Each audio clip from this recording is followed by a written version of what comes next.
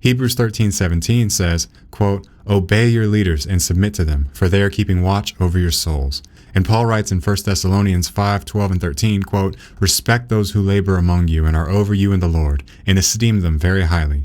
And Paul, writing in the household of Stephanas in 1 Corinthians 16:15 through 16, quote, "Be subordinate to such people and to everyone who works and toils with them." Whether you believe in sola scriptura, prima scriptura, or the Catholic view of one deposit of faith handed on in scripture and tradition, authentically interpreted by the magisterium, no matter your background, we agree scripture is binding and cannot be contradicted. So when scripture commands obedience to spiritual leaders, the real issue then becomes validity. Who are those leaders? By what right? Can authority be self-appointed? If not, who appoints and by what standard? I think the best way to answer that question is to see how scripture and those in the early church answered that question.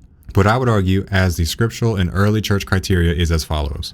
Legitimate leaders are identified by, first, apostolic appointment and the laying on of hands. Second, communion with the wider church. And finally, fidelity to the apostolic teaching.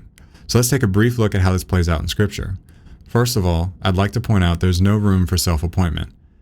As Hebrews 5 verse 4 says, quote, "No one takes this honor upon himself, but only when called by God, just as Aaron was."